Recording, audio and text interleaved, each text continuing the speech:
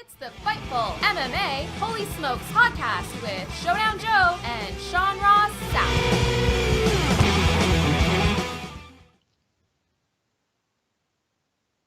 Sapp. What's up, everybody? June 5th edition of the Holy Smokes podcast. Yours truly, Joe Ferraro, joined alongside, as always, co-host to the Holy Smokes podcast, managing editor of Fightful.com, MMA, boxing, wrestling. Thankfully, still employed. We'll get to that in a moment or so. But, Sean Ross Sapp, make sure you give a follow online at Sean Ross Sapp. Yours truly at Showdown Joe. Lots to discuss today. We will be UFC 225 heavy because this card looks like potentially one of the greatest UFC cards to have ever not only been put together, but been maintained. So we'll get to that shortly. Obviously, we're going to talk about Colby Covington taking on RDA. If you haven't seen some of the UFC embedded stuff, it's getting interesting already. Obviously, Robert, or what's his nickname? What's Whittaker's nickname there, Sean? Bobby Knuckles. That's the one that I want to call him. Bobby. I almost said Johnny Knuckles, but Bobby Knuckles taking on Yair Romero, a guy that I see a lot when I'm in Florida doing the Titan FC shows. That's going to be a sick fight. CM Punk, he's back. Second fight in MMA, taking on Mike Jackson. Obviously, we'll talk about Overeem, Rashad Evans, Holm, Megan Anderson, Joseph Benavidez is back, taking out Sergio Pettis. Obviously, our pros picks, which are always fantastic. Make sure you guys tune into those because yeah, it's ridiculous. Absolutely. Again, we're going to recap UFC Utica, discuss a few things there. MVP, who we discussed last week, is obviously one of the most exciting fighters in MMA. A super fight with Wonderboy Thompson would have me intrigued, not so much with Sean Ross Sapp. He's going to boxing, or he's going to be competing in boxing. We may touch on Andrea Lee's husband if you haven't heard the news on that or seen that stuff there. And of course, Shorty Torres, his performance at UFC Utica, Marlon Moraes' performance in that main event was ridiculous. All you Yair Rodriguez fans, including Sean and I, he's back with the UFC. We'll talk about that for sure, and much more. Sean thinks the event pacing has changed, or it's not changing. We'll get to that as well. Sean, what do you want to kick things off with? Absolutely. Utica, absolutely. So for those that didn't see Utica, UFC Utica, it was a pretty good show. It wasn't a fantastic show because there weren't that many finishes. I mean, I was following Sean's tweets, or at least Fightful MMA's tweets about decision after the early prelims with Nathaniel Wood and Jose Shorty Torres getting finishes. Can you guys hear Sean right there? Just put it up on the live chat. Yeah, I think they can hear me now. I'm pretty sure they can hear me now. All right. So what do you want to kick things off with? Because I'm going with Utica. We'll talk Utica. Best fight card ever, only not really. Man, that was a short show. First off, Jessica Aguilar got her fight pulled because of chapped lips. So this begs the question. Have you ever seen Napoleon Dynamite? I have.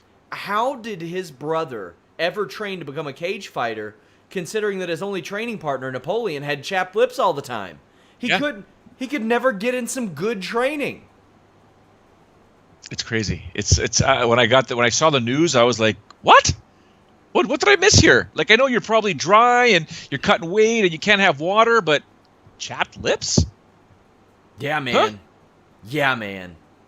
Oh, by the way, since you all couldn't hear me at the top of the show, we have pros picks for Covington RDA, Holm Anderson, Overeem Blades, RDA Covington, Whittaker Romero. This is going to be a giant UFC 225 preview show, but we're going to talk about Utica at the beginning. That was weird. Also weird was Jared Brooks doing a move called White Noise, which is an over-the-shoulder pile driver, essentially, to himself. However, when he did that, Shorty Torres' leg was above his head. The back of his head slammed the mat, which, ironically for you, ended up looking like a move called a Canadian Destroyer, a front flip pile driver for Shorty Torres. He wins. The thing I liked most about this, that I took note of most, was that Shorty Torres immediately knew what was going on and capitalized and rolled and started to throw punches. Shorty Torres picks up the W. It's not always pretty for Shorty Torres, but he did get the win. Yeah, it was a tough fight for him, man. It wasn't looking good for him at all. And at that point there, even, Jared Brooks was going in for the takedown, was able to get underneath him, lift up Shorty Torres and, go in for that slam. But A simple error, and Jose capitalized. That's just simply how it is in MMA. You can make. I mean, we've seen it before. Not the first time it's happened in MMA. Guys are dominating. They make a mistake. Opponent seizes the opportunity, gets the finish. So we can fault Shorty Torres' performance all you want. Bottom line is he was ready to go, and he gets stronger as the fights go on. Trust me, I've seen them all. He gets stronger as the fight goes on if he doesn't get that early finish. So unfortunately for Torres, he keeps having to take punches to get warmed up, and he took a horrible spinning back fist that really made his left eye look very, very ugly. But in the end, made his UFC debut, achieved his dreams, got his hand raised, and now it's on to fight number 2 for him. Johnny Eduardo, Gleison Tibau, Jake Ellenberger. I think they're all pretty much at the end of their road. I don't know if Eduardo will be cut, but I think they're all at about the end of their road in the UFC. Desmond Green dominated Gleison Tibau. Nathaniel Wood tapped out Johnny Eduardo. And what happened with Jake Ellenberger was exactly what we expected to happen to Jake Ellenberger, especially when you get into a clinch with Ben Saunders. What? Why would you do that? So 3 guys that I don't expect to see. However, what I do expect to see this week, which I think is going to be really funny, people saying, why does the UFC let him call himself CM Punk? He should have to go by his real name. Meanwhile, they will have no idea who Jangalason Herculano Alves is. A guy by the name of Gleison Tibau, who has never used his real name. They don't know that Czech Congo isn't that guy's real name. I'm very excited to see those idiots. However, 3 guys who have been around the UFC for quite a while, quite possibly done. What do you think? The Jake Ellenberger fight, I thought if he was going to lose, it was going to be via KO, right? Or a TKO that was more or less not from a body shot or from a knee to the body. That's not exactly what I expected, although we all know Ben Saunders in the clinch, that's one of his strengths, right? Especially with his Jeet Kune Do background, because he likes to use those slippy hands, right? Is what it's called, slippy hands or something of that nature? So rangy, sticky too. hands. He's able to get those legs back and throw those knees with such increased velocity. Like, he is built like, if they could cast Sagat from Street Fighter, they would have that big lanky guy. It was, you pretty much knew it was coming. Sam Alvey picked up a win over John Vellante. That wasn't the greatest fight in the world. Sam Alvey should not be as successful as he is. It is mind-boggling how successful he is, but good for him. Bilal Muhammad winning for the 2nd straight Ramadan. He's competed essentially in 3 in a row. I didn't draw the math on that one, Sean. I have an insane amount of respect for that. I just didn't. I completely. It didn't hit me that. Oh my God, Ramadan! Like, he's got to fast from sunrise to sunset throughout the camp. Holy smokes, man! That guy's tough, man. Super tough. Shout out to 2014 when people thought Nick Lentz was the answer to Conor McGregor because he wasn't even the answer to David Teemer on this night. Those Fox Sports 1's prelims were so boring. Sadara Eubanks versus Lauren Murphy. What that fight said to me is Joanna should move up yesterday. And Paige Van Zant has some really good striking for that division. And that a lot of people are going to move around a lot in this division. We're going to see some crazy stuff happening because this was a top 3 fight. I don't. Please don't take this the wrong way, ladies and gentlemen. Sean probably understands more than anyone what I mean by all of this with his crazy fingers going on right now. First things first, I want to bring up 2 things about David Teymur and then Sajara Eubanks. David Teymur, is it me or is this guy like operating on a different frequency, even to the point where John Anik was like, dude, you're weird. Yeah, man. Like, I was like, on the show too. Yeah, I'm like, dude, did you not like realize that your fight people were like not exactly happy, and you're asking them for what they thought, and poor John had to deal with that. Can't read a room, man. Yeah, it's very important. Just woo. And in terms of Sajara Eubanks and Lauren Murphy, I mean, it came to one point when I was watching the 3rd round, Sean, where I was like, oh my God, like, this is not good. The striking is, there's nothing behind it. And then, of course, my eyes caught the glimpse of number 2 versus number 3. And if you're somebody watching the UFC, perhaps for the first time, or watching that fight, thinking, this is number 2 versus number 3? Tomorrow, Joanne Calderwood is number 3 flyweight, if she wants to be. And that's crazy because she's barely hanging on in a depleted women's top 15 division.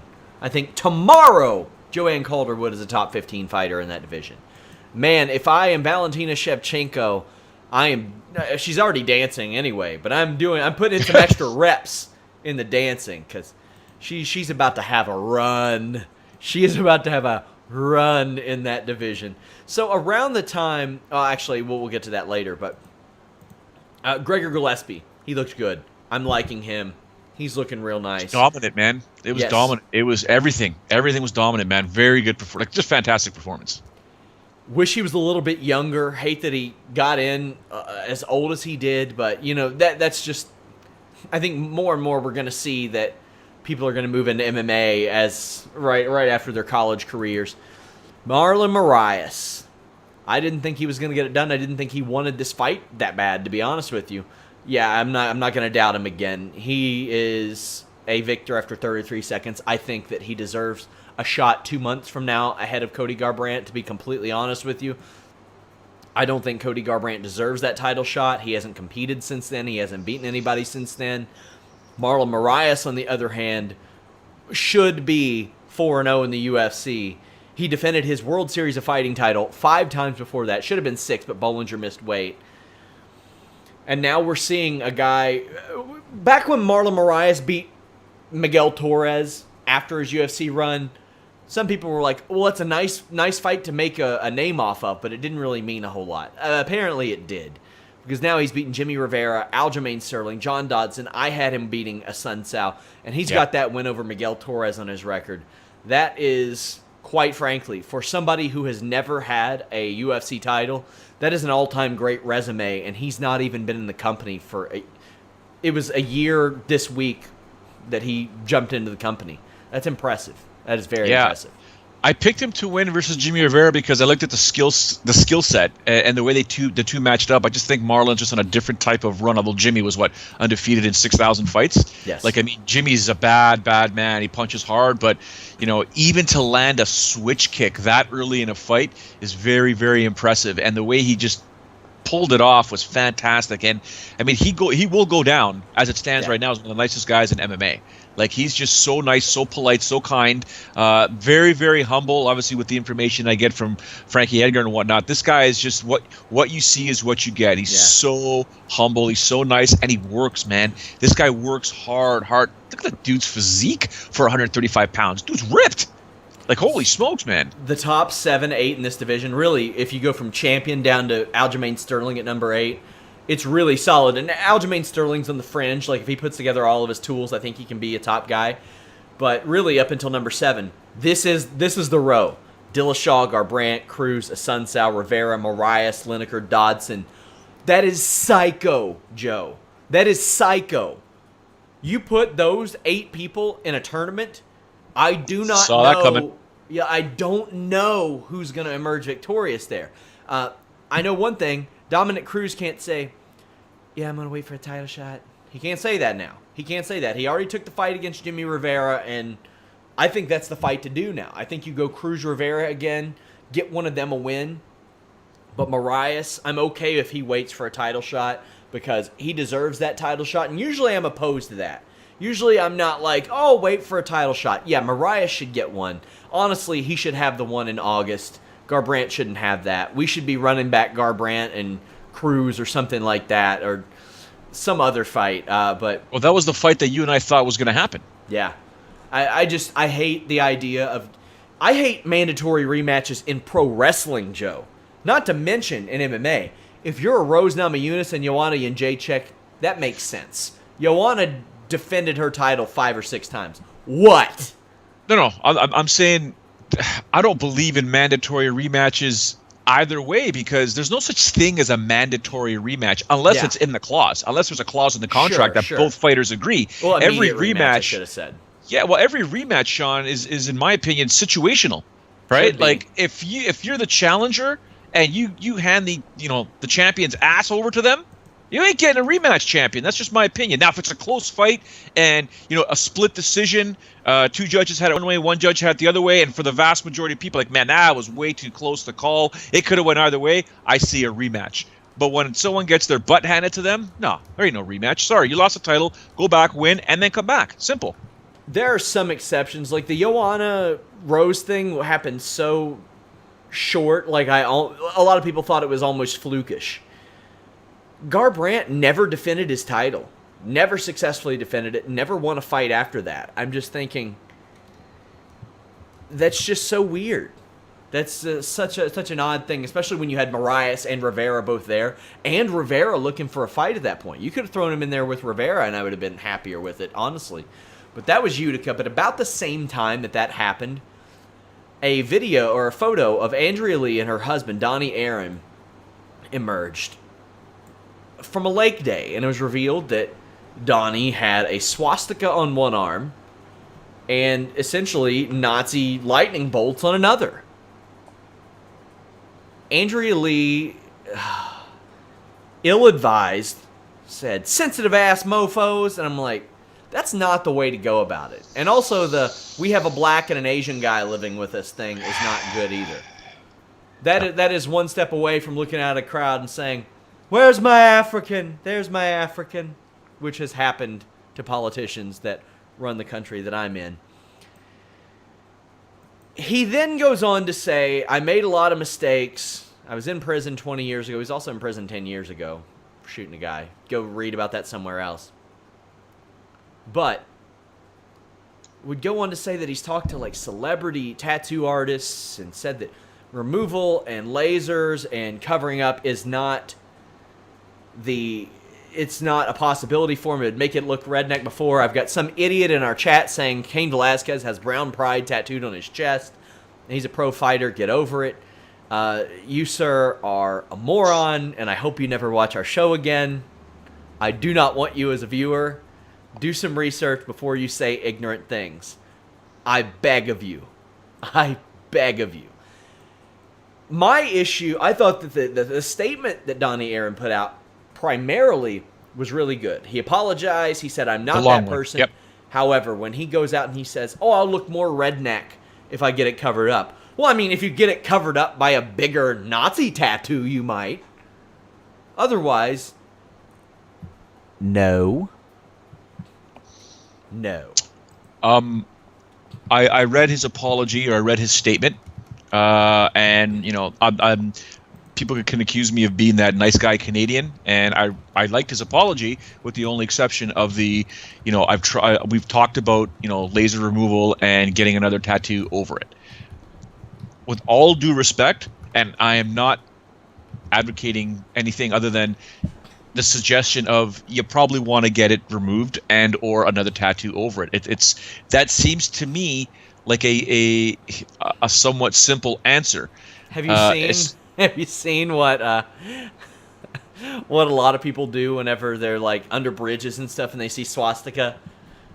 Have you seen the edit that a lot of people do for those? They turn it into a Windows 95 logo. Oh my god! They finish it off, which I think is funny.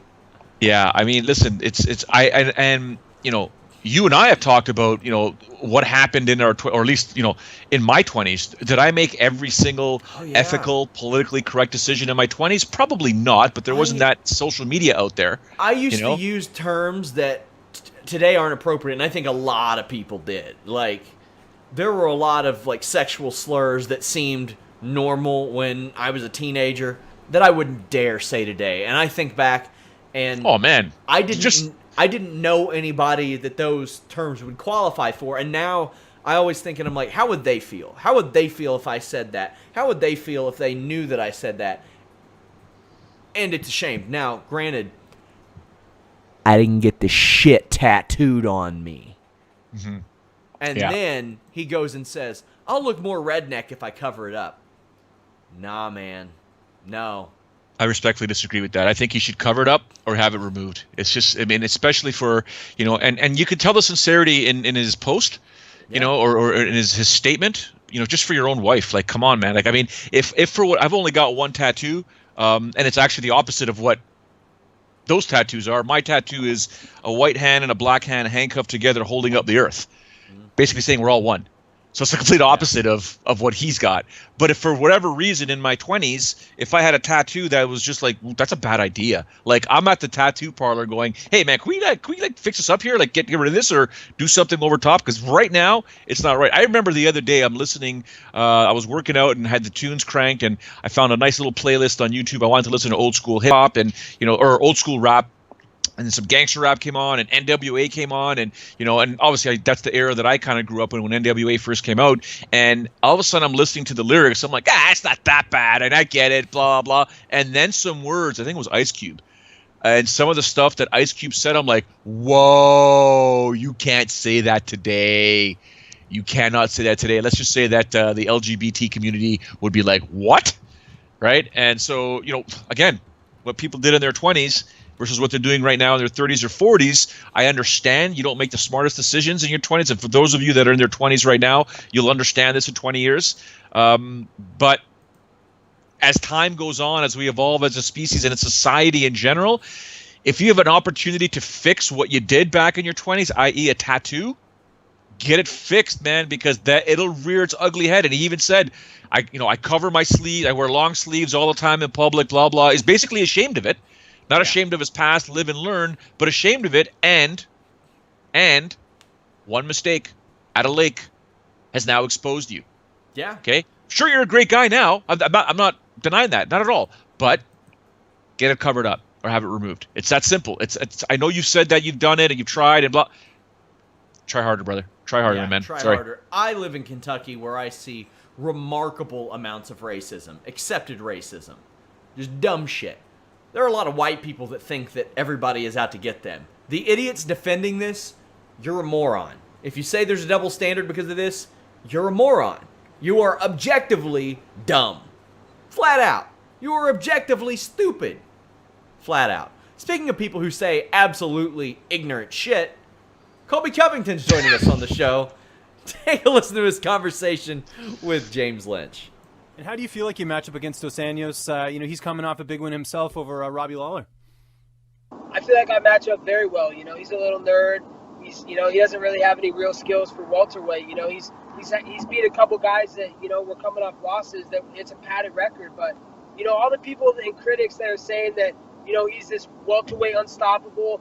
These are all the people that are leading to a bloodbath. These guys don't understand. These are the same people that are going to be saying, oh, RDA was an oversized lightweight. He should have never been at welterweight. So, they're giving him a false sense of security going into this fight. And, after I finish him, they're going to be the same people that say he should have been at lightweight the whole time.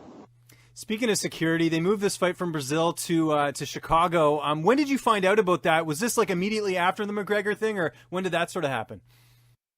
No, it was before. It had nothing to do with the McGregor incident. They wanted this glorious moment in American history on U.S. soil. The filthy animals in Brazil didn't deserve it. Fair enough. You forgot your suit in Brooklyn, and we were talking about this. How did that happen with you going to the press conference? Because we were trying to link up when you were in Brooklyn. Yeah, man, it was crazy, dude. As soon as I got to Brooklyn, man, I forgot my suit back in Florida, so I had to rush to the suit store and get a suit. Big shout out to my boy, what's his name, Jeff Forrest and Lloyd over at Ballinger Group. Those guys helped me out, man. I got a lot of respect for those guys. Good stuff. How's training camp going? Who've been some of your main guys that have been helping you get ready for this fight? Oh, man, training camp's been phenomenal. I got a different girl for each day of the week. I haven't been putting in much work in the gym, but, it's not going to make a difference. RDA doesn't have anything that I haven't seen before. I've trained with the best fighters in the world, Jorge Masvidal, Dustin Poirier, Mike Brown. I got great training partners. Gleason Tebow, a guy that beat RDA. So, I'm going to be well prepared for RDA and anything he throws at me on June 9th. And I know Tony Martin's joined your team, and he says he really likes training with you. It seems like he's been a nice addition to the squad. Oh, dude, Tony Martin's been a great addition. That guy's, he's just a wizard. He's very smart, intelligent. He's a hard worker. He's back in the gym. He's training 2 days after his fight. That's unheard of. Most guys, they're taking a week or two off, but, he's a competitor and he loves to work hard. So, his energy is really good to have in the room, and he's definitely taken everybody to a new level, including myself. And as far as the weight cut and all that, you mentioned the multiple sexual partners. I'm sure you're getting a lot of weight cutting through that. But is the diet is that all going well? How's all that ahead of this matchup? Yeah, I mean, I'm raw American steel and twisted sex appeal. So all these late nights with these chicks, we've been putting in a lot of work. I'm already on weight. I'm ready to make weight tomorrow. So that's not going to be an issue. My cardio is on a whole nother level. And I mean, look at these abs. I mean, they're freaking, those are freaking sharp, man. Look at that, man. I mean, wow. That's a lot of fucking pumping I'm doing with these chicks. Guy in our live chat says, nobody bats an eye if Colby Covington says some racist shit, double standards.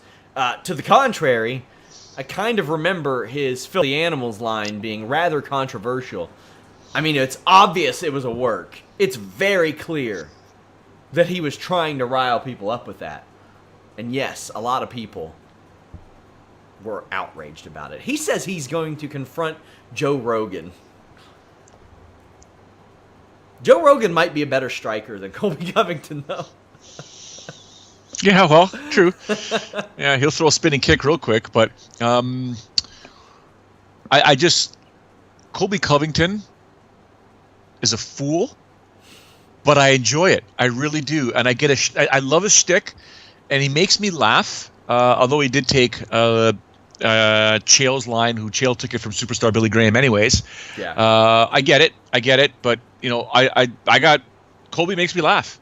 He's crazy, got a boomerang thrown at him. That's how much he's pissed people off, but he's a fool, and I love it. Just keep her going. We'll see what happens, and I like this fight because it's minus 110. They're both a pick'em fight, Sean. I am obviously going with RDA in this fight. I shouldn't say obviously. I am edging toward RDA emerging victorious, but Colby Covington he's hilarious.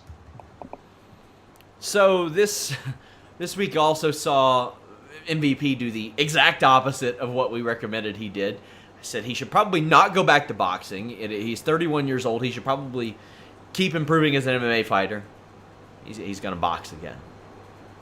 But, I mean, if his next fight is a title fight against Rory McDonald and he's biding his time until McDonald Musashi is done, I'm okay with that. Yeah, stay active. Keep it going. Get tight. What did you think of James Lynch in that interview? Trying to hold it together. His best. Leading Colby Covington. Trying to keep a straight face during some of the ridiculous shit that Covington said, which we will hear more of momentarily, but yeah. It's people think it's all fun and games because sometimes you have to look at a situation when you're interviewing a subject and realize this could get ugly. Keep your professional composure. You sometimes you want to ask a question because you do want to get that quote. I remember at Sportsnet, and even when I was doing stuff here for Fightful, I want that quote. I need that quote, and I'm gonna, ask a certain way, whether it's considered leading or whether it's considered, hey, listen, I'm asking you a question because the quote would be fantastic of a headline. You got to keep your composure when they go off the rails. And I've had my fair share of interviews where fighters have gone off the rails, and I'm kind of like, in my head, I'm like, do I smile? Do I laugh? Do I acknowledge? Do I just keep going? I've also done interviews with people that are no longer involved in MMA. I'll just simply say former promotional presidents or commissioners or whatever you want to call them that flat out lied to me in interviews, and I'm looking at them, and the look in my eye that my producer said to me, Sean, was, oh my God, I thought you wanted to just kill this guy because you just BS the whole interview, and you're like, I just lost 3 minutes of my life. Never going to get them back. Yeah. So, yeah, when someone's BSing you, you're just kind of like, shut up, but you can't do that or can't say it. He does straight character work. And I saw a very funny video of, I think it was Angela Lee and Jessica Panay, like kind of making fun of it. They were at the same place where he had the porn stars. Mm-hmm. They were like, we have 4 hot studs here that we totally didn't pay to be here. I was like, pretty good. And it was the same background and stuff. I was like, that's clever. They're emerging on the podcast scene as well. So, sorry, I'm kind of laughing because somebody called Colby Covington Kobe Covington. Yeah, it's all over the chat now. I'm having a good time with that. So, Yair Rodriguez is back in the UFC. This comes a couple of weeks after they sent him a a termination letter, which they rescinded. This is such horse shit behavior by the UFC. I mean, he shouldn't have been fired. Probably. Did he make things difficult for them? Hell yeah, he did. He made things real difficult for them. But, I mean, it just shows that UFC knew they were wrong. You think it was an ego play? Yeah, I'll show you, Yair was. Rodriguez. You're going to do what we say, and psh, there you go. You're fired. Now, I don't deal with 500 fighters all the time. I deal with, at any given time, 24 people who work for Fightful, another half dozen people that I work with at Fightful, like that are above me and work with Jimmy, and then maybe on any given day, 5 to 10 people who are pitching me stuff like that they want done. I've never been so angry. One time, I've been so angry that I'm like, I'm never working with you again, and I had a very, very, very good reason. It was nowhere near this. I just can't imagine, and this happens a lot. Like, Leslie Smith, they told her to hit the bricks because she was starting a union. When my people are trying to make more money, I'm like, yeah, see what you can get elsewhere. I'll see if we can match it type of thing. You want good morale. This isn't a way to get good morale. But Zabit versus Yair Rodriguez is a very fun fight. I'm excited for that. I think Zabit wins it, though. You think Zabit wins it? Mm-hmm. Yeah, Yair's not getting much love on the live chat as well. I'm going to reserve my comment and prediction on this fight here because I want to see a couple things from Zabit in his last fight, or at least last 2 fights, because I know what Yair brings to the table a bit more, mentally speaking. But Zabit's a fast fighter, skinny, long range, and Yair is very, very exciting. You know what? I may be leaning towards Zabit only because I wonder where the mental game, the mental strength, the fortitude is going to be with Yair Rodriguez, considering what Frankie Edgar did to him. And, you know, the whole, I remember before that fight, you and I, at least I got the sense that I was like, man, Frankie's going to be in big trouble here. He's going against the young lion, the old lion make, and Frankie just tuned him like a guitar. And I was like, whoa, and that's the last we've seen of Yair, I think, right? He hasn't fought since, correct? I don't believe so. Yeah, Let me check. Yeah, and Zabit is just like, he doesn't give a bleep about anything you Can't bring to believe the cage. you manually bleeped yourself. How dare do. you? That's Yeah, what I we do. haven't seen Yair since May of 2017. A little bit of additional UFC news before we get into this second Covington clip. Pacing on ESPN isn't changing. Bummer. And I get it. ESPN wants to maximize the hours that they paid for. But man, MLB, NBA, NFL, they aren't beholden to what the networks want. They're like, all right, run a post show, run a pre-show, run all that stuff. Get your hours out of it, but we're going to make our stuff as fan friendly as possible. Also, Dana White seemed to indicate early weigh-ins are going away. I liked the idea of them. I loved the idea of early weigh-ins. What I think they should do is still do the 2-hour method, but just push it back to the evening. Maybe.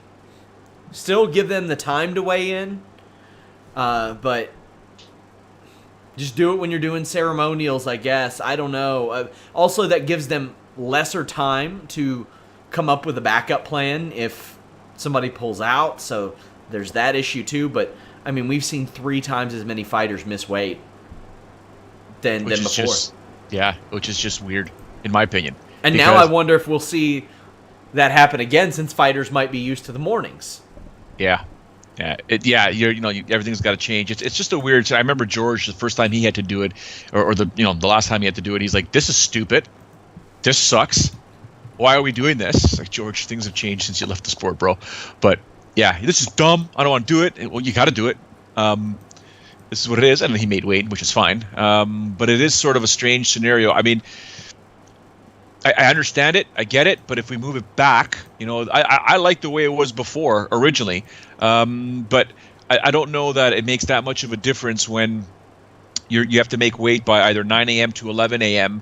and or 4 p.m. or 5 p.m. if you've known about the fight for 10 to 12 weeks, make weight, right? And when you're, like Shorty Torres is an example. Jesus, did he have to lose a lot of weight? He was training potentially for a 145-pound fight and gets 10 days' notice to make 125 pounds, a weight that he's made on numerous occasions, but always had plenty of notice to do so. He made weight. So figure it out, kids. So UFC 225 this Saturday. It is a loaded card, co-headlined by Colby Covington. I don't have a segue. Here's him saying some more crazy shit. What was your reaction to Conor McGregor and all the madness that happened in Brooklyn? Where did you find out, first of all? Like, where were you? I was actually getting on a plane to go to New York when it happened. And, he's a coked up little leprechaun. It's funny how, as soon as I put out a tweet that I was King Colby the Bounty Hunter was coming after him, he turned himself in. He knows that he doesn't want my hands to have to get dirty on him. He knows what would happen. I would literally dunk that nerd underwater and make him quit. So, it's a good thing he turned himself in before I got to New York, because it wouldn't have been good for him. I heard that there's going to be extra security for you for this event. Can you confirm this? That's sort of the rumblings right now because of the everything that's going into this fight. Yeah, there's definitely going to be extra security. Luckily, my manager Dan Lambert, he has so much money and all the money in the world that he's hired some armed security guards for me. So. We just want to make sure there's no drama or distractions. Obviously I'm the biggest name in the game right now, so everybody's trying to come out of the woodwork and try and take shots at me and get attention, and they're trying to use my name to put themselves out there. So, I definitely will have security for that, thankful to Dan Lambert, and, no one's going to put a finger on me before the fight. I get paid a lot of money to fight in the octagon. I'm not a street thug. You and Dan have been involved in, Impact Wrestling and all that. Have you been paying attention to Ronda Rousey over in wrestling? Have you been watching it at all? Yeah, I've been watching it. She's marking out, man. WWE did not pay her to go over there and mark out and that's the way she's acting, She's go and be the Ronda that we all know from the UFC, the one that, gets in girls' faces and, creates controversy and drama. But, she's acting like a mark, and she's really ruined it for UFC fighters, and she's giving us a bad name, and it sucks because I look forward to crossing over to WWE in the near future. Yeah, and is there any talks about you going back to Impact at all? Because I know you did a little bit earlier last year. Yeah, there's been some talks, but I'm too busy focused on the UFC right now. I got a belt to win. I got women to sleep with, so I don't really have a lot of time in my schedule right now. My schedule is jam packed, so if WWE comes calling, you'll definitely see me making an appearance at SummerSlam. Interesting. So has there been talks with WWE? Little talks, but we gotta get my belt there on my waist first, and then the talks are gonna get a lot more heated. It's UFC 225 coming up here on June 9th. Colby, it's always good talking to you, man. Just remind people where they can find you on social media, and if you got any sponsors or shout-outs, the floor is yours, man. Yeah, check me out at Colby Cov MMA if you want to see the most entertaining dude in the game. I mean, all these other dudes, they're not doing it right, man. I'm making the UFC great again. Whether you hate me or love me, you're entertained by me, and I'm definitely giving your life a lot more joy. Or you can come to my page and vent about me, and that's just as good because you can let your frustrations out. I'm willing to take them. Just leave a comment in my Instagram box. But, no nerd's safe, man. This movement will not be stopped, and I look forward to dunking RDA's head in the middle of the United Center, just like Michael Jordan. He used to dunk on dudes in the United Center.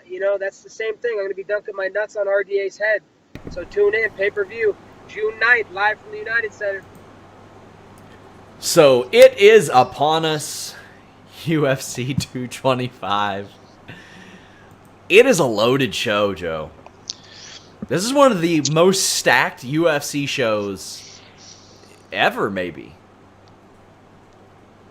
I'm sorry. I'm trying to recover. I was just thinking to myself, I wonder if Sapp has like a cheese meter graphic, and we can move that needle like cheese, or like Colby, man. Come on, Colby. Fun fact.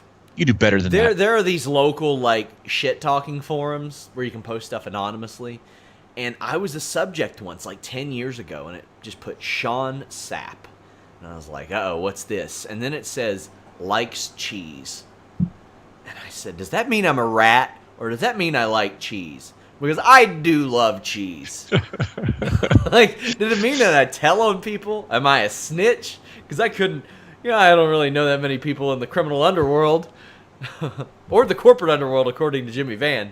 But definitely, I do love a good cheese. And for those that don't know, I'm actually very happy that you're still employed with Fightful. I'm not gonna lie.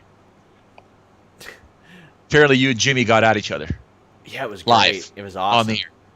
So there's a fool on our chat, the same one that was saying ignorant racist stuff earlier, saying the title of your show says that Kobe, keep in mind, the correct spelling of Colby Covington is on the screen like 4 times. Was going to be a guest on your show. It looks like you're using just video clips from the great James Lynch. Yet the great James Lynch, whom we paid to do that interview with number 24 from the Los Angeles Lakers, Colby Covington. It's UFC 225, Joe. I'm stoked. Literally, man, if you isolated, like, so many of these fights, they could headline any FS1 show. You got Clay Guida, Charles Oliveira. That is an FS1 co-main event if I've ever seen one. A popular guy from the past against Charles Oliveira, who's stepping up on short notice, and he's still 28 years old. That's something that people forget. However, he's had a rough go of it. He's only won 1 of his last 4 fights. He's like 2-4 in his last 6. He might be an example of Cage Miles playing a role by the time you're a certain age. He's had 31 fights, but he's facing a guy in Clay Guida who's like at 50 fights, but he's on the best run he's had since 2011. He beat Eric Koch and Joe Lozon. Not easy victories by any stretch of the imagination. I think Clay Guida's going to get it done here. I think Clay Guida makes it messy. He employs his veteran tactics and he gets a win. I don't think he's going to try to wrestle Oliveira. I think he might stand and probably press him up against the cage, but I think Clay Guida's going to get this one done. I think early on, I mean, if you look at the odds, Oliveira's a favorite right now. But he's minus 160 to Clay Guida's plus 140. I think if Oliveira wins, he wins it early because he catches Clay in a submission or at least makes him pay for attempting any sort of wrestling or setups. But as the fight goes on, if that cardio meter starts to drop, I think Oliveira's in big trouble, and I think Clay Guida can get that TKO.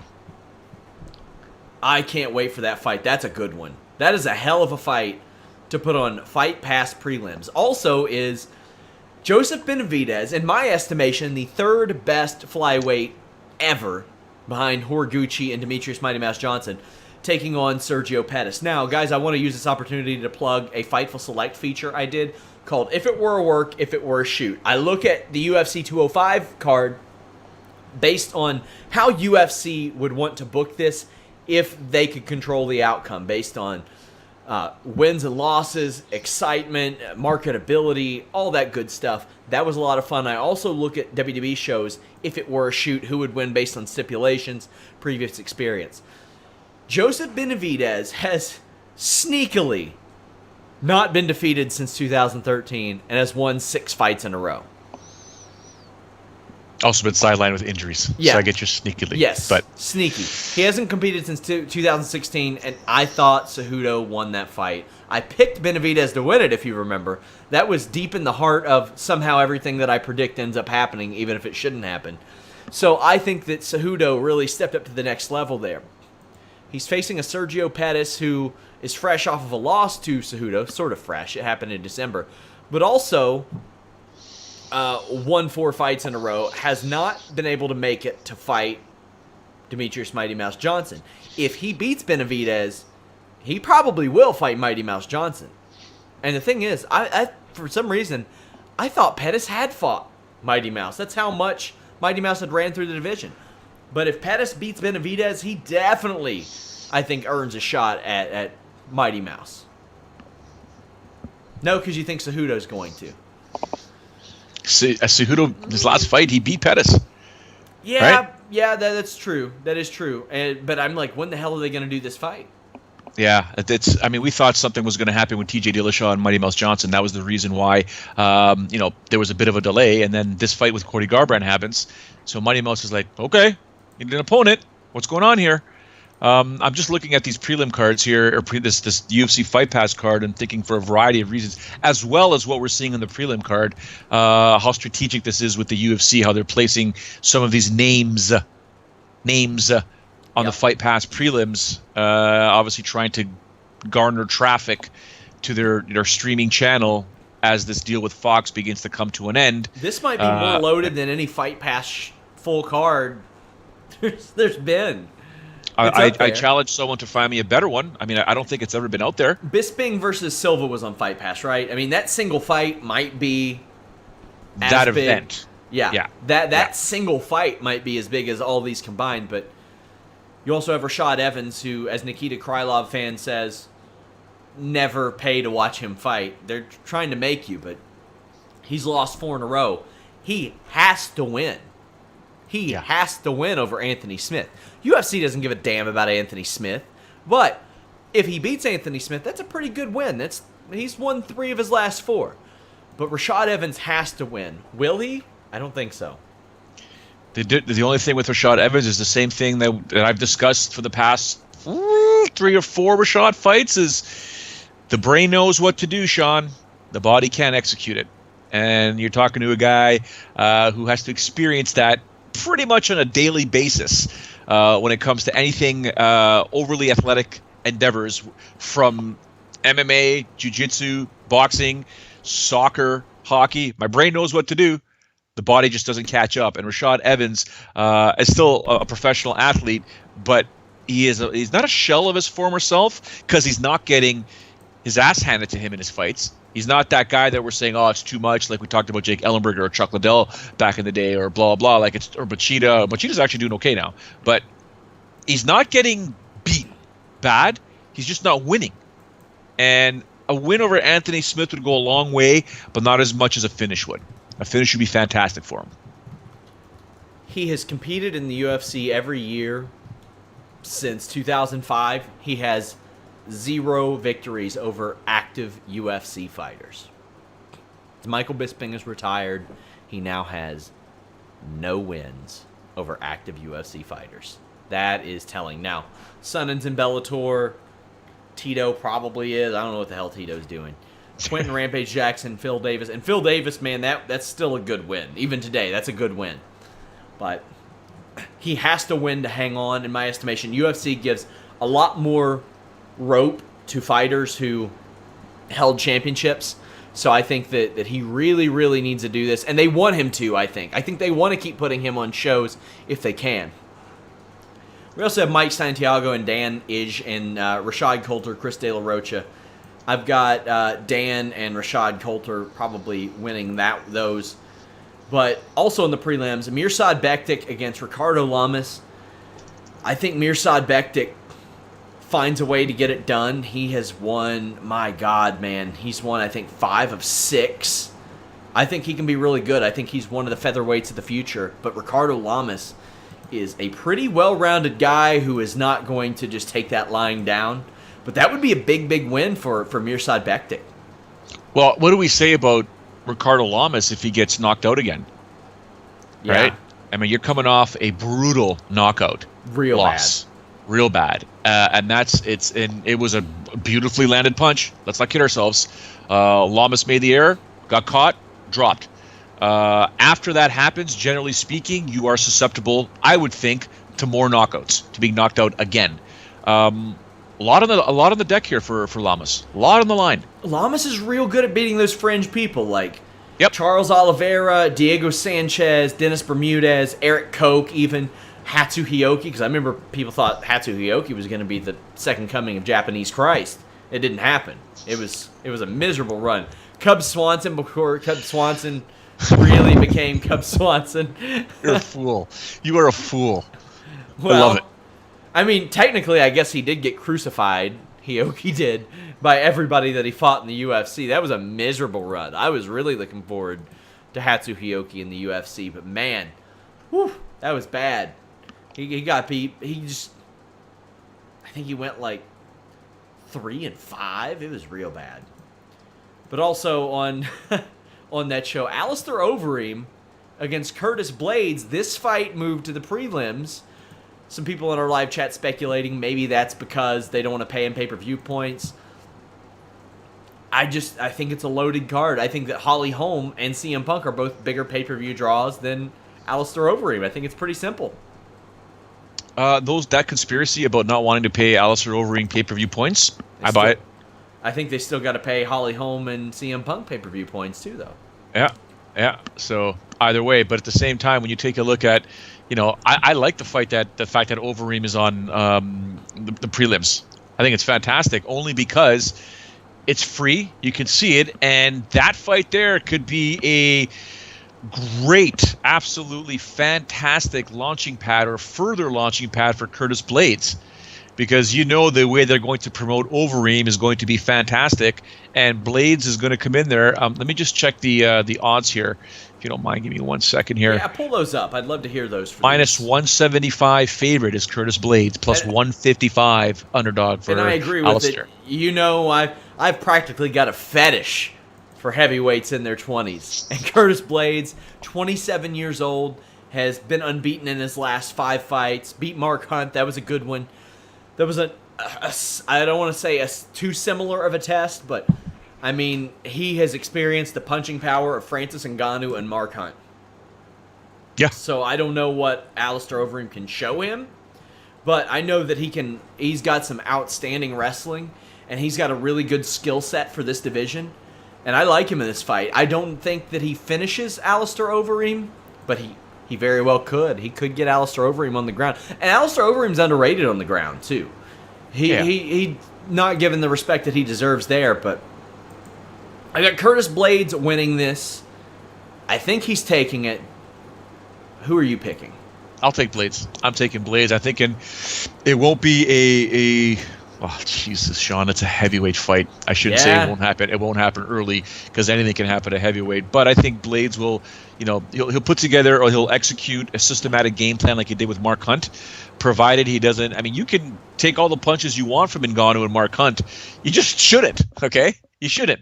And even Alistair Overeem, you shouldn't be taking any of those knees from Alistair Overeem, because he likes to launch those knees. If he dare come in with a shot or in the clinch, he'll hit you in the abdomen.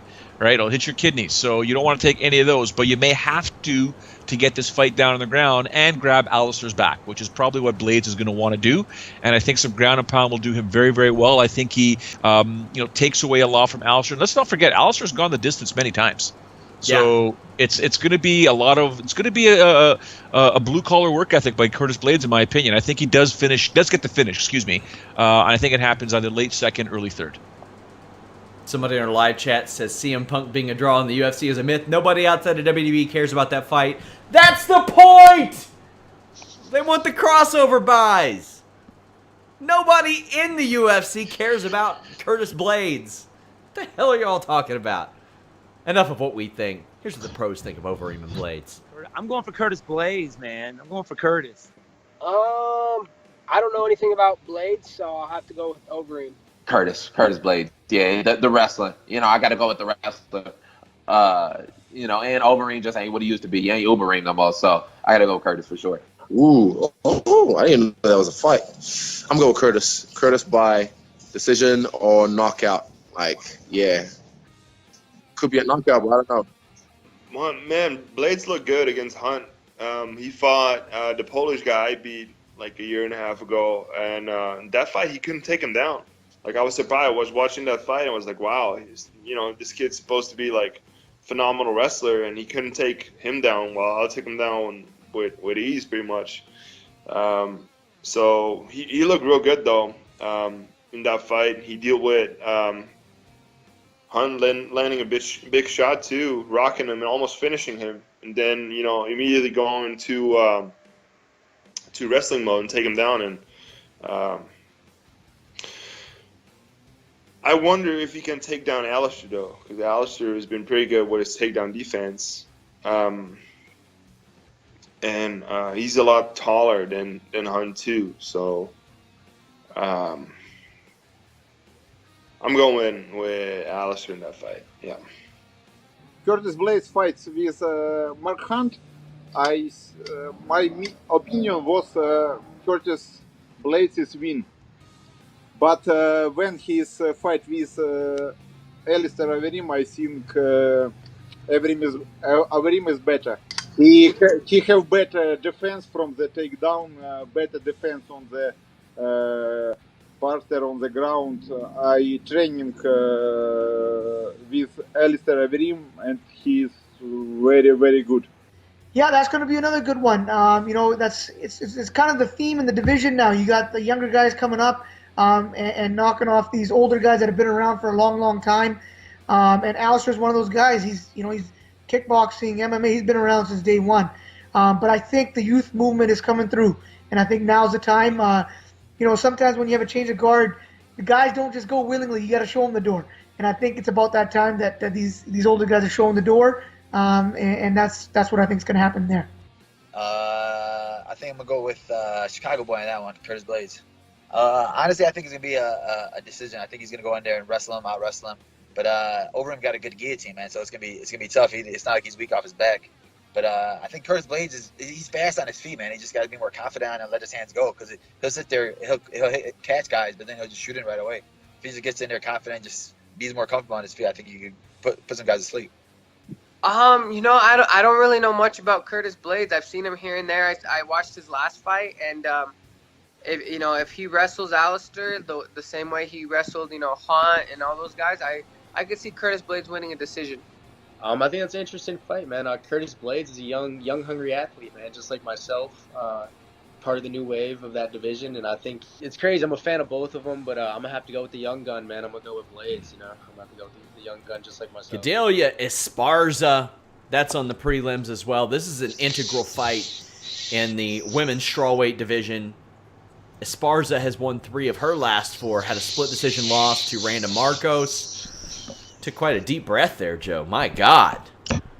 I'm trying to figure out if you're going to agree with this minus 550 on Claudia Gadelha versus Hell Carla yeah, Esparza. I am. Yeah. I was about to say that. Gadelha is going to maul her.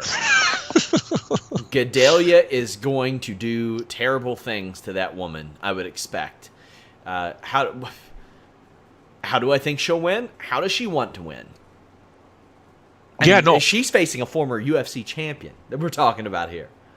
I'm going to say that the odds do kind of appear wide, but at the same time, Claudia coming off that weird performance against Jessica Andrade, right? Like, we expected much more from Claudia. I don't know who mentioned it. It was one of the 2 ladies that said that she basically didn't even give any respect to Jessica and didn't even really train properly for that fight. Not sure if I buy it, but it looked like that's what happened. So I think she wants to come back and put on a fantastic performance, and unfortunately, Carla Esparza may be that victim. Now, if Claudia can pull off, or Carla can pull off that crazy upset, be interested. This division will be turned right over. Let's be honest. Another integral fight across multiple divisions is Megan Anderson making her UFC debut, which many expected to be against Chris Cyborg, against Holly Holm. I think a lot of Megan Anderson. Quite frankly, I wish that her and Laura's podcast was on this network, because I really enjoy it. They do great wrap-ups. However, given her skill set, and she's been out of the cage for a year and a half, she typically wins via TKO, via submission. I don't think you're knocking out Holly Holm.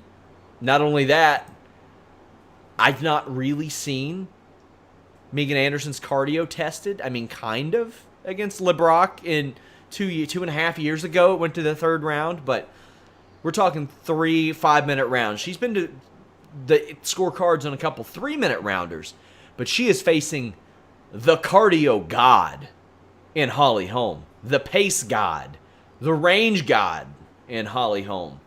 If there's anybody that can overcome the 6-foot-tall frame of a Megan Anderson, in which only gives her an additional 2.5 inches of reach, but I mean, you have leg reach too.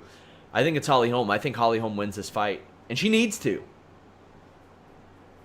Holly needs to win. No ifs, ands, or buts. I'm looking at this thing. I've got Holly Holm basically now in that category of fighters that are just like, can you pull that trigger, man? Can you just pull that trigger? You've got all the skills in the world. You've proven it for decades in various disciplines. please take a little bit of a risk. Take a little bit of a risk, Holly. Just a little bit of a risk and finish off Megan Anderson. If Megan Anderson can do it and do it quickly, I wouldn't be surprised, to be honest with you. I could see her shocking a lot of people. Problem is, Holly's too seasoned. She's a veteran. The only issue I'm ever going to have with Holly Holm until she can prove otherwise is just the pulling of the trigger, Sean. What's happened the 2 times she got aggressive in the UFC? Bingo! Lights out.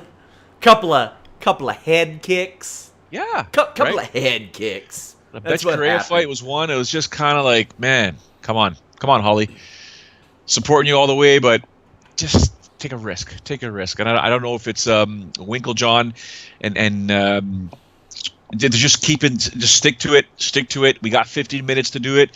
Sometimes 15 minutes goes faster than you think in a situation where listen, I'm not the one that's got the mouthpiece on and going in there and getting my head knocked off or trying to get my head knocked off. I get it. I'm just simply analyzing it to say a little bit more risk by Holly Holm, and she'll finish girls very, very quickly. I think Holly Holm's going to win. Here's what Les Pros think. It's going to be a tougher fight for Holly, I think. Megan Anderson can fight. To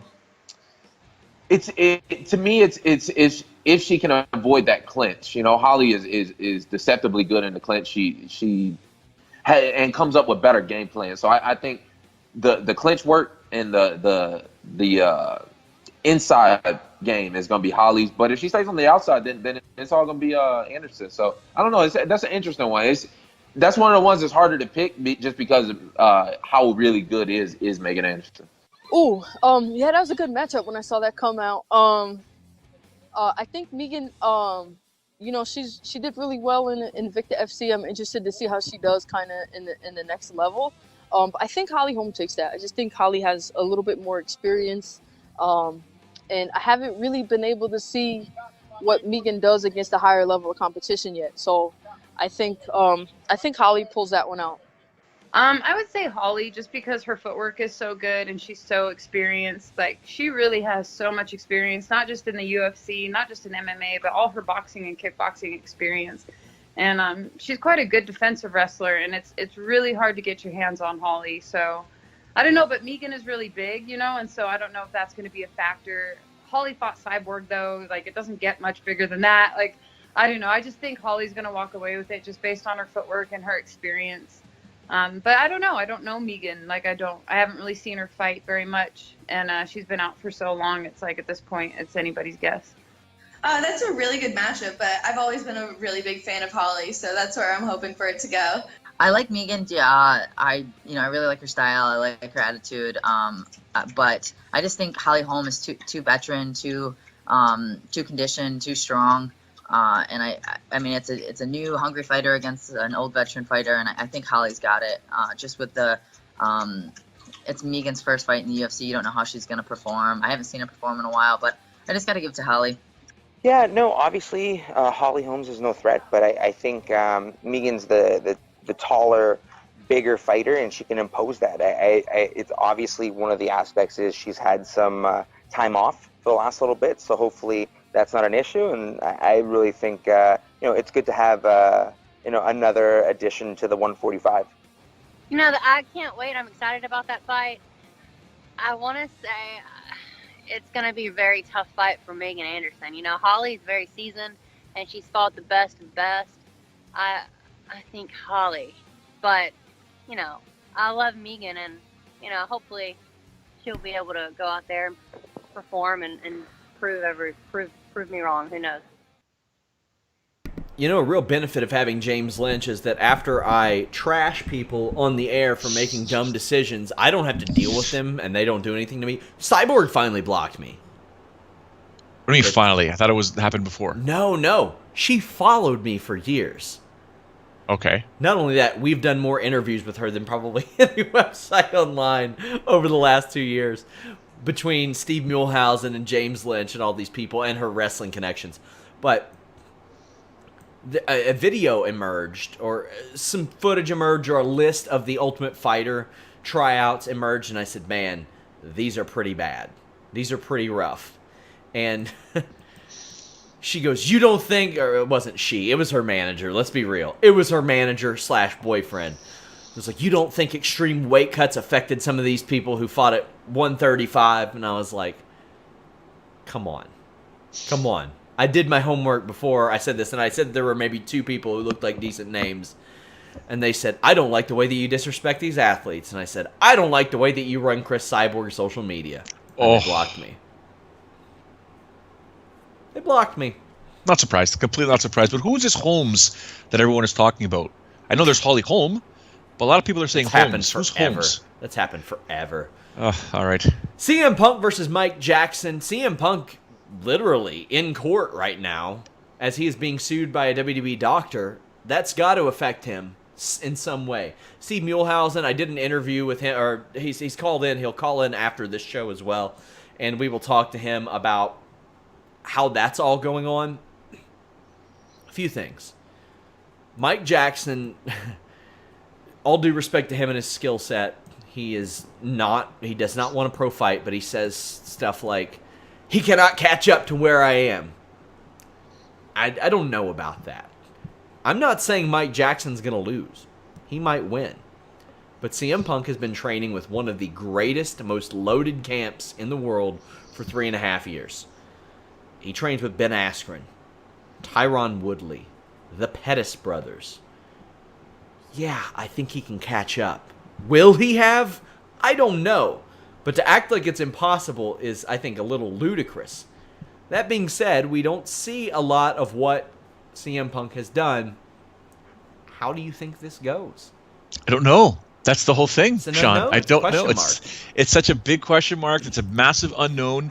You would naturally assume that if you put in 3.5 years of training with a camp of that nature, with coaches of that caliber, you've been through a lot of situations where you start realizing what to do, what not to do, correcting of errors, opportunities in coaching that is prevalent in that camp. I mean, you would think he'd be more than ready at this point here, because the simple error, or errors, he made a few errors in the Mickey fight, but the one error he made was just being a pylon, stepping forward to a guy who wants to take you down. Mickey took him down. To be said for both guys, though, right? Yeah. Right? They both did pretty terrible against Mickey Gall. So, yeah. I mean, like... So, it's tough to say. Anything can happen in this fight here. My heart's going to go with CM Punk, obviously. My gut gives me no offering whatsoever, neither does my brain. So I'll go with my heart on this one and think CM Punk will be able to pull it off. And yes, he's an underdog. People are giving, or the odds makers, or at least the public, has Mike Jackson as the favorite in this fight here, minus 230. So we'll see. So a lot of people saying Mike Jackson is a boxer and he'll get pieced up if it stays on the feet. Could. You don't know how really MMA striking will play into that, because you got clinch work, you got a lot of stuff. Also, he's fought some total jobbers. He's fought 3 guys who have debuted, and Mike also fought a guy who was 0-2. So his combined 4 wins, his opponents have a combined 0 wins. So I can't really put a lot of stock into that, but we'll see. A lot of people asking me what I think CM Punk will do after this. I think a lot of it depends on the court ruling. If he's got some money to make, I don't know if he'll see fighting as the prime opportunity to do that if a guilty, or not a guilty verdict, if an award is given to Chris Amon. So I don't know, man. Also... Sorry, Sean, for those MMA fans that aren't overly versed on the pro wrestling side, can you just give a quick synopsis of this whole court case with CM Punk, the doctor, the staff, and stuff like that? Yeah, 4.5 years ago, CM Punk left WWE after he felt just tired on the road. He was physically beaten up, and about 9 months later, it was Thanksgiving, the night before Thanksgiving actually, he did a podcast with his friend Colt Cabana. It was a very riveting podcast. Did another one the week after, where he took aim at WWE's medical staff and named Chris Amon a couple of times in this podcast, and talked about how he developed a staph infection, which that's up for debate right now of whether it was actually a staph infection or not. And Chris Amon said that Punk defamed him. Ultimately, he ended up getting promoted and has not been fired 4 years later. And you can say it's been quite a nice run for him even since then. And basically said in the proceedings that All Punk did was say some bad things about him and ruin his Thanksgiving. Lots of stuff up in the air. You know, he wants $4 million, but even if he wins, who knows how much he'll be awarded? Like, I mean, he could win, but be awarded $2. We don't know how that'll work out. But that is going on right now. Closing arguments happen today. We have a ton of notes on it. I've expanded on it on the Fightful Select Q&A show. Just a ton of stuff going on there. And we have people saying that CM Punk has no business learning MMA. Yeah, he does. He has all the business in the world learning MMA. Fighting in UFC as a beginner, that's up for discussion. Which we've done. With as many fights as there are, I don't have a problem with it. I do not have a problem with it. When UFC cards, or when it was a short one last week, and it went 6.5 hours, yeah, I don't care if he's fighting. If they're going to, I really just don't care. Give Jose Canseco a fight, too, if you want. Rematch him against Hong Man Choi. It'd be hilarious. Oh, man. I just don't care. I just don't care. Put them all on Dana White's Contender Series. We also have RDA, Colby Covington. How do you think this fight goes? It's a lot of wrestling in Colby Covington against a more well-rounded game in Rafael Dos Anjos. Colby Covington may not have the famed cage miles that we speak of. Dos Anjos has fought about 40 times. He's not invincible, although he's looked very, very good. How do you think this one goes? Colby's victory over Damian Maia, did what he had to do, and the other victory versus Dong Young Kim was pretty good. I just don't think he's. Heck, I'm hoping he proves me wrong, to be honest with you. I don't think he's on that caliber just yet with RDA. I think Dos Anjos pulls off this victory. Eventually, he's going to, as long as he keeps the emotion out of it and just is the mixed martial artist, the pro fighter, the former champion, and not this guy representing Brazil, and you insulted my my country, and I'm going to make you pay for it, because emotionally you're going to make a mistake, in my opinion. Just go in there, execute your game plan, do what you got to do, and they're both southpaws, am I correct? Yes, I believe so. That could make for it might be a disturbing striking matchup, because two southpaws often make mistakes against each other because they're not used to fighting other southpaws. But I think RDA emerges victorious in this fight here. So, man, Colby Covington's got some excellent wrestling. NCAA Division I All-American. I think that could negate the ground game of a Rafael Dos Anjos, but we've seen him make mistakes, big mistakes. And he got submitted by Worley Alves. I don't know if he gets beaten by Worley Alves again. It's always the tipping point thing. Like, where is the tipping point for Dos Anjos? I thought it was a couple years ago, because he's no spring chicken. He's 33, but you can still put together runs there. But he has been beaten by god-level wrestler Khabib Nurmagomedov. But he's beaten his fair share of wrestlers as well. So it's not like some incomparable situation. And really, it's hard for me to compare some of his early losses, Gleison Tebow and the weird jaw injury that he got against Clay Guida. I remember that was so unusual. I was there for that. That was right in front of Media Row. That was right in front of us. It was crazy. Man, that was insane. I'll never forget that. That was just so unusual. Man, my head says Rafael Dos Anjos, or my head says actually Colby Covington's going to win this, but my heart says Dos Anjos. But enough of what my head and heart say. How about what the pros think? Go with RDA. He's going to get that second belt. Colby's the guy that he's the American Conor McGregor, but not as cool as Conor McGregor. But I'm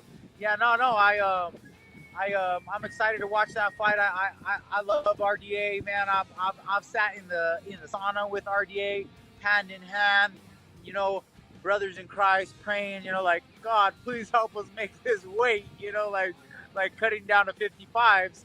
I really relate to RDA, and Southpaw. We have a lot of similarities, and he's been an inspiration for me too, going up to 170, seeing what he's been able to do, and it's just it's a great inspiration, and I'm biased on this one, but I'm going RDA all day by finish.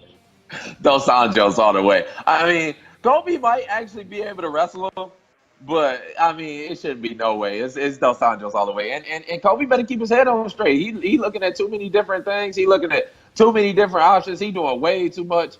That spotlight is gonna be huge when he's on it. So in all terms, it all points to Dos Anjos. You know, you look at experience, you look at skill level, you look at every other attribute. I think goes to Dos Anjos. I know not a lot of people are fans of Colby Covington, and I've met him. He's a really nice guy, actually. But I'm going to pick Colby on that. I just think he's a natural 170er, and he's been doing really well. I'm going to pick that. I know a lot of people don't like how he goes about stuff, but it got him a title shot. It is what it is. I mean, he's kind of going like they kind of did the WWE way, but I don't really hate. Like, people are like, oh, you get mad about this guy's getting titles, this and that. I'm like, I mean, I'm not one to talk like that. You know what I mean? I'll be myself, and that's it. But, hey, it worked for him. Good for him. He's getting an interim belt, and then hopefully he fights for the regular belt afterwards. Man, Rafael dos Anjos is going to kill him, and I'm hoping it's a quick one where Rafael dos Anjos goes in and finishes him real quick, and then Covington gets angry and, like, feels embarrassed. So he's like, man, all right, just give me anybody next. And then I get in there, and I go in there and get him next. I go in there, whoop him real quick, and then UFC cuts him, and that's the last we hear of him. And I'm going with Rafael for that one, 100%. Rafael at the moment he's a beast. He's a beast right now, welterweight. So I'm liking the way he's looking. Yeah, so I'm going Rafael on the one. Man, that is a fight that Rafael dos Anjos cannot afford to lose, man. I feel like he's got the whole country of Brazil on his back, and I think that he'll go out there and probably finish Colby. And that guy's just a knob, like Colby Covington, like he is, honestly. Like, I cringe every time I see a Colby Covington video. Like, that guy's a penis, man. Lose. He sucks. He annoys me so much that my judgment is so clouded that I will never back him in a fight, ever. I'm going to say Colby Covington, just because I seen Khabib take Rafael down a lot, and I think the wrestling is just the difference of that fight. So, one of the fights I am most excited for: Tai Tuivasa, Andrei Arlovski. Ooh, that's a good booking. That is smart booking from the UFC. You have Andrei Arlovski, the guy who every time you think he's done. Well, not every time, because he ends up losing 5 in a row. But he lost 5 in a row. Then they put him against Albini. They say, you know what? If he wins, good. If he loses, he lost to one of our prospects. And then he beats Albini and Stefan Struve, and all of a sudden, here he is. And he's fighting Tuivasa, and I think this is a brilliant booking. Tai Tuivasa, a guy who I'm sure they want to help anchor that entire Australian market to. And here's the thing. This is his first fight outside of Australia. I don't think he boxed outside of America. I don't think that he did MMA. I think he kickboxed in Dubai one time, and it didn't go good for him. There's a big question to be answered there. But we know what Tai Tuivasa is going to do. He's coming at you to knock you out. Period. That's it. Andrei Arlovski traditionally gets knocked out a lot. When Arlovski has won over the last 3 years, he hasn't finished people. I'm not sure. Well, I know what he could pull out to win. His right hand. That's what he could pull out to win. Because he's still Andrei Arlovski and he can still pull this type of stuff off. I'm going with Tuivasa. I'm believing the hype in Tai Tuivasa, Joe. What about you? Well, if I'm Andrei Arlovski, first of all, Dan Hooker, thank you for telling us what you really think. And I'm not sure what Israel is. Israel looks like he's talking behind a hockey glass. I don't get that. Look, Tuivasa's never been to the second round. Andrei Arlovski's been competing for a very long time, and I think if he plays it smart, lots of footwork, is intelligent about it, he gets this fight late. He takes this fight into the second or the third round. I mean, his last 3 fights have gone to the decision. And he fought some pretty good dudes, not great, but good dudes in those fights. So be aware of the power, which he already knows. He's a heavyweight. And take this fight way longer than 5 minutes. Because if you can, you're talking about a young fighter in 2 who's probably going to think, okay, I haven't been this far. Just maybe I should slow down. And that's when you capitalize. That's when you capitalize if you're Andrei Arlovski. Because now he's second-guessing himself, and you go in there and you finish. If you're Tuivasa, you just do what Bam Bam does best, and you Bam Bam your opponent to sleep. That's just the bottom line. Main event, Robert Whittaker, Yoel Romero, Bobby Knuckles, man. I'm picking him to win this. You're talking Bobby Knuckles won that movie that happened in their last fight. That was a movie. That's what that was. Man, I can't believe it's been 11 months ago. 20 seconds in, his leg was cooked, and he stuffed takedowns from one of the greatest wrestlers to ever do MMA. Now he's got a repaired knee. Yoel Romero is a year older. I definitely think that Robert Whittaker does it. Not only that, if I'm Robert Whittaker, I tell the ref ahead of time, you get him off that fucking stool as soon as it's his time. As soon, every time. Because he does the thing where he kind of lollygags over there. He tries to fill his lungs with air, all that stuff. And he'll take his time to get stuff done. You got to watch the trickery of a Yoel Romero. I've spoken about this for years, Joe, ever since we've done this show. The first 2 fighters I really saw employ this to a high level of success, Gerald Harris, Robert Whittaker. The one hand up really high, the one hand really low. That way you can get those underhooks in if somebody shoots. And boy, did it work for Robert Whittaker in that last fight. He found success with that over and over and over again. And would pop Yoel Romero and just... He took Yoel Romero to school in that fight, I thought. And did it with one leg. How do you think this goes? I would like to think that Bobby Knuckles wins this fight. Because he's just an absolute gem of a talent. And it goes back to when, this site first launched. And my truly not understanding Sean Ross Sapp's absolute defiant love for Robert Whittaker. And I kept saying, why does he like Robert Whittaker so much? Because I loved Robert Whittaker on the Ultimate Fighter. When it was going down in Australia, I really, really liked him. And then he sort of fell off. And now he's like, oh. And every time he fought, he just got better and better and better and better until he became the champ. And this guy is absolutely fantastic. My only concern is a bit of the layoff and the surgery and stuff like that. But man, is this guy a talent. On the flip side, Yoel Romero's a freak. Now, the freak couldn't do anything to a guy that was on one leg. That's got me concerned. But Yoel Romero is extremely mentally strong. You don't compete in the Olympics and then in MMA and then become an elite fighter without being mentally strong. Now, does he have a few screws loose? We could probably make that argument, and I could say that out of personal experience, having been around him and his crew in Florida quite often. Operates in a different frequency, Sean. But when it comes to fight time, he's calculated. He will, as always, try and lull you to sleep and then explode. And, Robert Whittaker knows that. So this would be an interesting fight. In terms of who I think is going to win, I am going to lean towards Robert Whittaker. But at the same time, he's a pretty significant favorite heading into this fight. He's a minus 240 favorite. I think it's a little generous. I do think that's a little generous. I would have the lines a little bit closer, but the man's unbeaten at middleweight. Like, he is a great example of what not cutting weight can do for you. You just avoid it. Yeah. And enough of what we think. Here's what the pros think. Well, I don't know. I think Yoel Romero is a smart guy. He will adjust, but it's still a 50-50 fight, I believe. It's a very tough fight. But Whittaker, he's good. I think he's really good. I think style makes fights, and with Whittaker, you need a really good stand-up guy to. That's the question. If Yoel Romero, his stand-up is good enough to beat Whittaker, because Whittaker has good takedown defense. He gets up. He's not a real wrestler. He doesn't attack wrestling offensive, but. I don't know. I don't want to say anything, but 50-50, literally.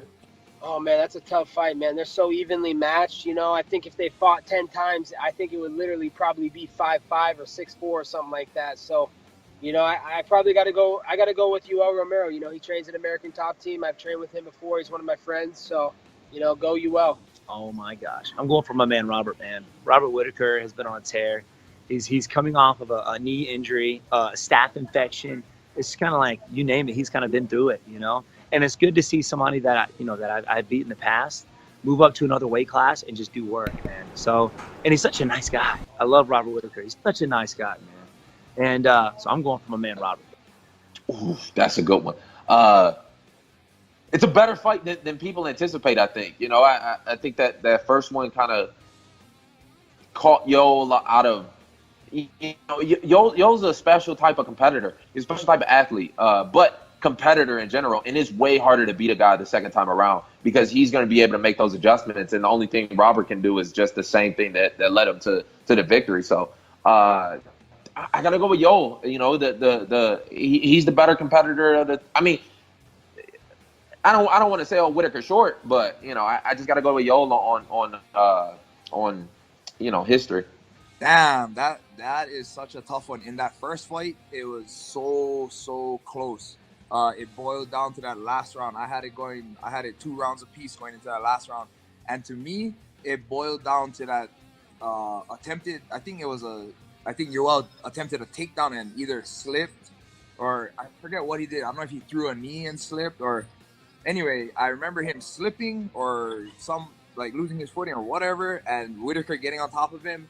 And that was the difference in the fight. And to me, that moment right there is what, you know, won Whittaker the fight and cost Yoel the fight. So going into this next one, I mean, this is as close as it gets, you know. I think we'll see another fight like that. And a lot of people will say Yoel has gas issues, whatever, what have it. But, I mean, look, he went 5 rounds with Whittaker before. And granted, he came up short, but maybe he makes those adjustments. So we'll just have to see. I mean, I feel like Yoel is really close to winning that last fight. And if he can repeat some of the same things that he did in that last fight, I think Yoel might come out the victor this time. Ooh, I say Robert does it again. Not biased either. I just think Robert, once you figure out a puzzle once, it's easier to figure out the second time. So also doing it on a bung knee as well. Yeah, I'm going to go Robert again. Guys, we hit you with 90 minutes today. You can see those full Pro Picks videos over at FightfulMMA.com or YouTube.com/Fightful. Leave us a thumbs up. Subscribe if you don't mind. We are all over the podcast world. iHeartRadio, Player FM, Libsyn, iTunes, all that good stuff. Leaving us a review helps. Leaving us thumbs up. Subscribing, hitting that little bell helps. But if you really want to help contribute to Fightful without having to do it financially, comment on one of our stories. Just go to the comment boards. I agree. I disagree. Whatever. Engagement really helps. If you're a Fightful Select member, you can be a member of our community and discuss things there. Also, our forums. I'm trying to get those more active this summer. I want to engage with you guys as much as possible. I'm doing like 30, 35 shows this month. It's insane. But my God. James Lynch will be joining me this Saturday night after UFC 225 because Family Man Ferraro big times me. No. I know you're going to ask me what I'm doing this week. I've got 3 soccer practices to get ready for our festival, our first festival of the year for the U8 boys. And while we are at the festival, which is on the other side of the GTA, the Greater Toronto Area, my cousins and their husbands will be here with their kids waiting for us to arrive to use the brand new pool, which you all can see on my Instagram. Ooh. And they are not probably leaving till after midnight. So I will not be able to have a chance to watch the show live, but I'll be watching Sean Ross Sapp losing his freaking marbles with his damn tweets. I'll be knowing what's going on. And then I'll be able to sit down Sunday morning, coffee in hand, or pot of coffee for sure, and catch up and watch the fights and see if Sean was right or wrong. Also, guys, visit our friends at omghee.com. That is omghee.com. They brought you this show today. You all may have seen me talk to those guys on Listen Ya Boy. They commented on our video, and they sent me some of their product. It is a healthy alternative to butter. It's got your omega-3 fatty acids in it, healthy fats in it.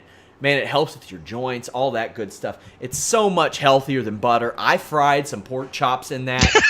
It was insane, Joe.